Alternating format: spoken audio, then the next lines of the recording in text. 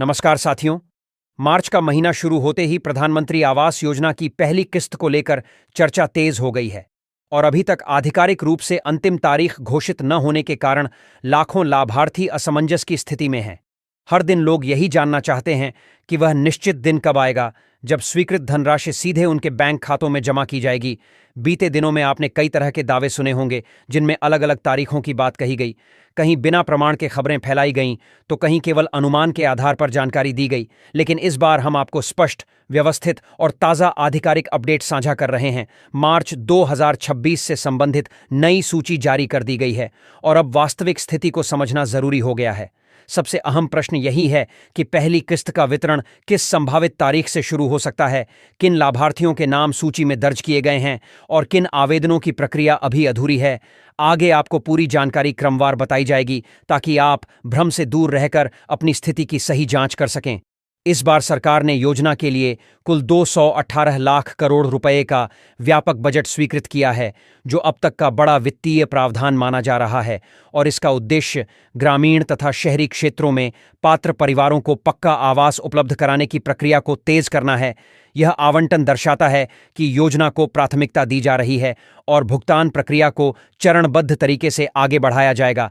जिन लाभार्थियों का सत्यापन पूरा हो चुका है उनके खातों में राशि जारी होने की संभावना पहले बनेगी, जबकि जिनका वेरिफिकेशन अभी लंबित है उन्हें थोड़ी प्रतीक्षा करनी पड़ सकती है।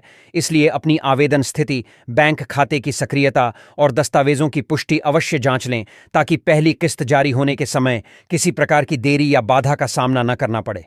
मैं आप सभी से लगातार आग्रह कर रहा हूं कि इस जानकारी को बीच में छोड़कर आगे न बढ़ें, क्योंकि जिस महत्वपूर्ण तारीख का इंतजार आप इतने समय से कर रहे हैं उसका खुलासा इसी चर्चा के अंतिम हिस्से में किया जाएगा और वह तारीख जानकर आप निश्चित रूप से राहत महसूस करेंगे। बहुत से लोग यह सवाल उठा रहे हैं कि यदि उनका नाम पिछली सूची में शामिल था तो क्या उन्हें इस बार भी पहली किस्त का लाभ मिलेगा। तो स्पष्ट रूप से समझ लीजिए कि केवल वही लाभार्थी राशि प्राप्त कर पाएंगे जिनका नाम मार्च 2026 में जारी की गई अंतिम और अद्यतन सूची में दर्ज है। यदि आपका नाम इस नई सूची में शामिल है तो ही आपके पंजीकृत मोबाइल नंबर पर 40,000 रुपये की पहली किस्त से संबंधित संदेश प्राप्त होगा और धनराशि आपके खाते में भेजी जाएगी। लेकिन यदि नाम सूची में नहीं है तो भुगतान संभव नहीं होगा। इसलिए अपनी स्थिति की पुष्टि करना अत्यंत आवश्यक है। आप अपने जिले और ब्लॉक की जानकारी साझा करें ताकि क्षेत्रवार अपडेट आने पर सही जानकारी आप तक समय पर पहुंचाई जा सके। इस बार प्रशासन की प्राथमिकता यह बताई जा रही है कि वित्तीय वर्ष समाप्त होने से पहले पात्र परिवारों के खातों में पहली किस्त स्थानांतरित कर दी जाए और इसी उद्देश्य से 218 लाख करोड़ रुपए का बजट स्वीकृत कर प्रक्रिया को तेज किया गया है। अब सबसे बड़ा प्रश्न यह है कि राशि त्योहार से पहले जारी होगी या उसके बाद।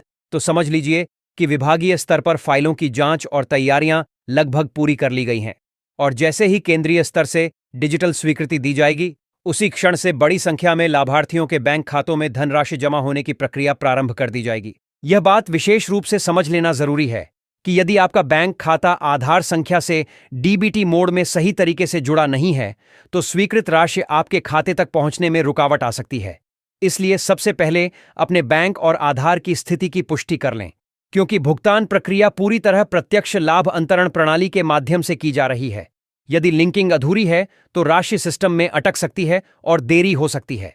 इसीलिए अपनी स्थिति स्पष्ट रखना बेहद आवश्यक है ताकि समय रहते सुधार किया जा सके। इस पूरी जानकारी को साझा करने का उद्देश्य केवल आपको सतर्क और जागरूक करना है, क्योंकि अलग अलग माध्यमों पर कई भ्रामक दावे किए जा रहे हैं, जबकि यहां चर्चा आधिकारिक वित्तीय प्रावधान और लगभग 218 लाख करोड़ रुपए के स्वीकृत बजट के आधार पर की जा रही है, जिसे इस योजना के क्रियान्वयन के लिए निर्धारित किया गया है। अब वह महत्वपूर्ण तारीख सामने आने वाली है जिसका इंतजार लंबे समय से किया जा रहा है और जिसके बारे में बजट प्रस्ताव में संकेत दिए गए हैं।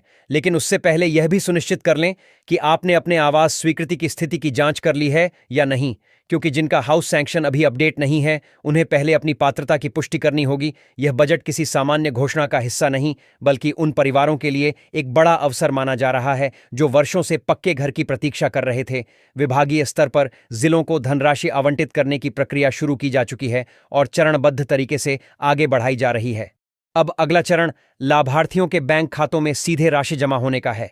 इसलिए अपनी सभी औपचारिकताओं की जांच कर लें ताकि जैसे ही अंतिम स्वीकृति जारी हो आपकी पहली किस्त बिना किसी अड़चन के सीधे आपके खाते में जमा हो सके।